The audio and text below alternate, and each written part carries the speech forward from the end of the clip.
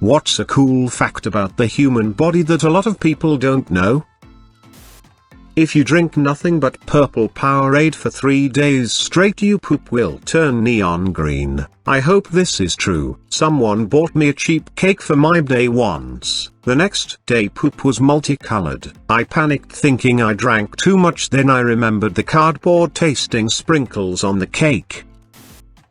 The bone that supports your eyeball, called the orbital floor, is paper thin and has a large empty cavity, called the maxillary sinus, on the opposite side. When you get hit hard in the eyeball, instead of your eyeball itself rupturing, the bone underneath your eye breaks, which is called an orbital floor fracture. This releases the pressure from the impact and saves your eyeball. If you crush a beach ball against a concrete wall, you can pop it, but if you try crush it against a styrofoam wall, the wall breaks but the beach ball is fine. An amazing evolutionary adaptation to protect your eyesight. Yep, that said, once that bone breaks, it very easily can crush, sever your optical nerve and you become blind in one, hopefully only one. Anyway, I fell down some stairs and am blind in one eye now for fracturing this bone. Take care of your eyes and eye holes, people. There's a small fishing village. Tribe in Asia where the fishermen have evolved to be able to hold their breath for around 10 minutes while hunting underwater.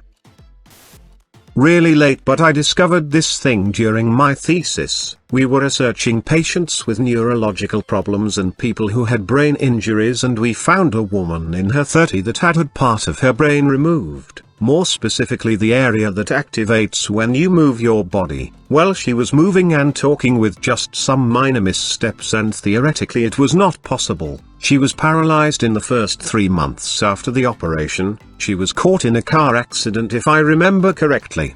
We were trying out a new scanner for the brain and we found out that an area of the brain that wasn't supposed to work and control the movement was doing just that. The occipital area, usually controls the vision, was now working as a motor control area. The brain is really amazing.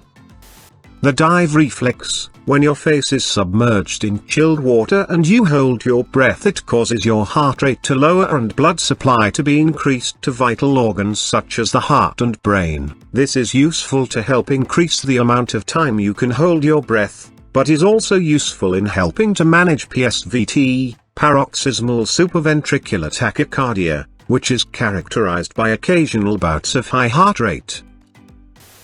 You have enough potassium in your body to create a very small bomb, so I bought all this C4 for nothing. And now, you're on another list, the idiots who bought C4 instead of using their natural potassium list. You know the smell of rain, or disturbed soil? It's a compound produced by bacteria called geosmin, and the human nose is extremely sensitive to it. We can smell it at as low a concentration as 5 parts per trillion. Edit. Sorry for my confusing wording, the compound is called geosmin, not the bacteria. We can smell rain better than sharks can smell blood. I actually just learned about this. There is a podcast from Stuff You Should Know that goes over all this info. The smell of rain.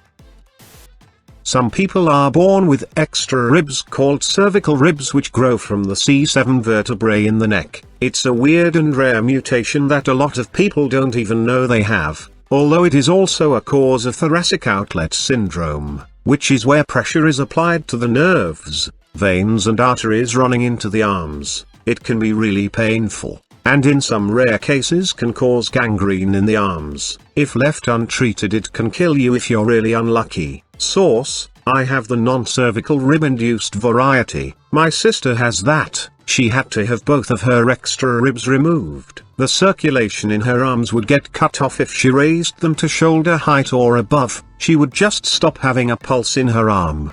The doctor asked if he could do a write-up about her case for a medical journal. Some people will cough if they put something in one ear. A very small percentage will cough if something is in either ear. It is called Arnold's ear cough reflex. I always cough when I Q-tip out my ears. I thought that happened for everyone. When I swab it out I can feel the tickle way deep in my throat. I don't cough, but I always feel a tickle in my throat when something is in my ear. I thought it was normal. This makes so much sense. I always told my BF I hated cleaning my ears BC it made me cough and he thought I was absolutely batshit. After all these years I finally have answers. A woman was found without a cerebellum, the part of the brain that controls motor abilities of the body. She is alive, and has no real side effects from this condition that we know of. Edit, okay to clarify. Her cerebellum was not removed nor did I do it. She was born without one, and the medical professionals, again, not me, found out after she complained about a headache which led to an MRI. It is worth noting that the cerebellum doesn't control voluntary movement, that is the motor cortex. The cerebellum's main role is basically to try to match intention, from the motor cortex, to the action that is actually being performed by the muscles. Still interesting, though.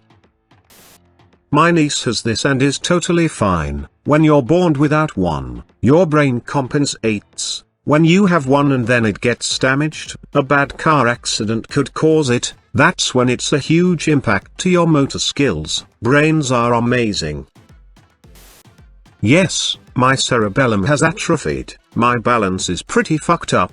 But I've improved a lot. I can't run, but I walk much better than when first diagnosed. When I'm tired my balance starts to get compromised. I can slur my speech at times too. I got diagnosed about 9 years ago. I no longer drink, and tried to be very aware of my surroundings, due to trip and fall hazards. Most people never know unless I tell them. Sometimes people probably think I'm drunk, but whatever, I walk a lot for work, and I manage. I bet if I was more diligent with PT I would have better improvements, but that's an entire different topic. I wish I didn't have this issue, but I manage for the time being. There is a muscle, called palmaris longus, in the forearm missing in about 10% of the population. You can easily test if you have it by putting your pinky and thumb together, while holding your palm facing up, and flex the hand upwards. If one tendon is standing out more than the others that's palmaris longus. Natural redheads require increased doses of anesthesia, due to some connection with the mutated melanocortin 1 receptor. I'm a natural redhead myself, and developed a fear of dentists because I'd always feel what they were doing. Eventually I had an issue that couldn't be ignored, and had to find a new dentist. At my first visit he took one look at me, and said you're a real redhead. Huh? Yup. Hygienist, get me 4x the Novocaine. I knew I'd found my man, and he's been treating me ever since. Also shed my fears, since dental work is much less unpleasant when you're actually numb before they start. I had an epidural when I was in labor. For hours only the left side of my body was numb and I could feel the contractions. When I hit 8 centimeters it completely failed and I felt everything. They had to give me a second one because the first one wasn't enough. I am a redhead, my cousin is as well. They had to double dose her for her C-sections because she could still feel everything with her first epidural just like me. I wish more people believed that we need stronger medicine than non-redheads. It isn't because we want it, it's because we need it. You mostly breathe out of one nostril at a time, and the dominant nostril switches every hour or so. This explains how I can only have one blocked nostril but still feel like I'm suffocating. Wait, so this is normal? Well damn, I just thought I always had some level of cold. It's not supposed to be noticeable. Check for dust allergy or fucked up sinuses. I'm very aware of which nostril I can breathe through, but it's because the allergy does mean it's essentially a constant cold. Edit, as people note, it's chronic allergic rhinitis which causes constant blocked nose from say dust allergy. In addition to that, a deviated septum can lead to inflammations and difficulties breathing. I have both. Yay! When we're in an unfamiliar environment we sleep with half our brain at a time, kinda like sharks, and that's why we wake up easier. Some people with PTSD can't turn that off. Yeah, if someone could just tell me how to turn it off, that'd be great. I really don't need to wake up every time the dog licks his balls in the other room. The worst part is I still wake up to random tiny noises even when I'm wearing earplugs. The earplugs haven't helped at all. It just made my hearing even more sensitive. I can still hear the air conditioner click on or off, the cat jump down from the couch, the fridge making ice. The poster act up to the wall sometimes gently flaps when the air is on. I swear I can hear that flimsy little poster make noise and wake me up. My husband doesn't believe me, so I finally just took it down last night.